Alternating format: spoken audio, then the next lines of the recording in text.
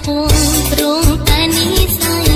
វាសនាខ្ញុំខ្ពស់ព្រោះតែនិស័យបានកើតលើទឹកដីថ្លៃថ្លាបប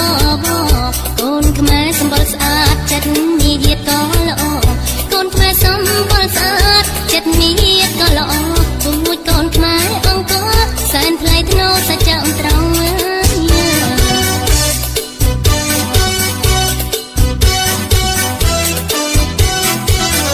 ដីខ្មែរតូចពិតតែគួរឲ្យស្រឡាញ់ដីខ្មែរតូចពិតតែគួរឲ្យស្រឡាញ់មានទីក្រុងភ្នំពេញ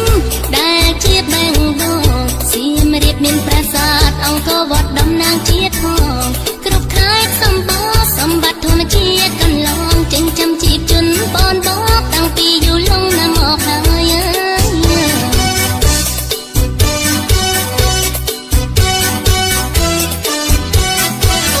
ស្ករត្នោតក្រអូបឈ្ងុយមាននៅកំពង់ស្ពឺ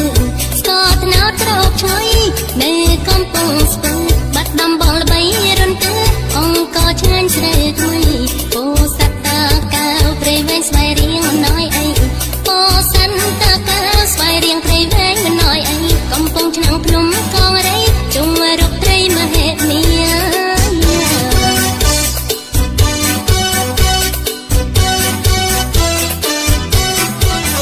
កំពង់សោមកំពតមាត់សមុទ្រជួបជុំកំពង់សោមកំពតមាត់សមុទ្រជួបជុំឆ្នេរកែបបោកគោគិរីរម្យកងស្រស់សោភីកំពង់ធំនាំផ្លូវទៅដល់ខេត្តព្រះវិហារកំពង់ធំនាំផ្លូវទៅដល់ខេត្តព្រះវិហារមានប្រាសាទល្បីខ្ទោខ្ទាតលើលោកកាទទួលស្គាល់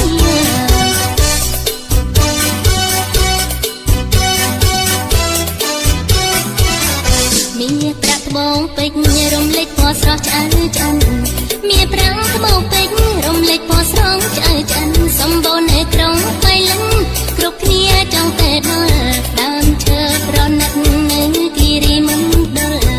រតនគិរីសម្បូរឈើថ្នាំនៅភោគផលទេសភាពត្រកានីមលបើបានយល់ចិត្តរីករាយ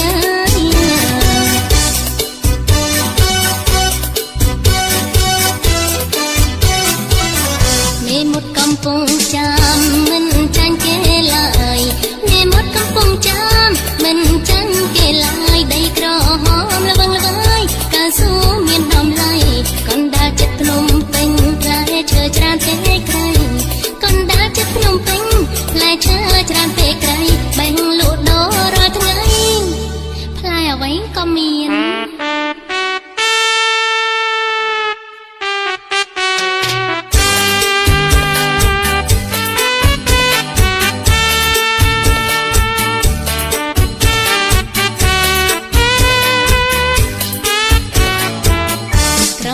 ស្ទឹង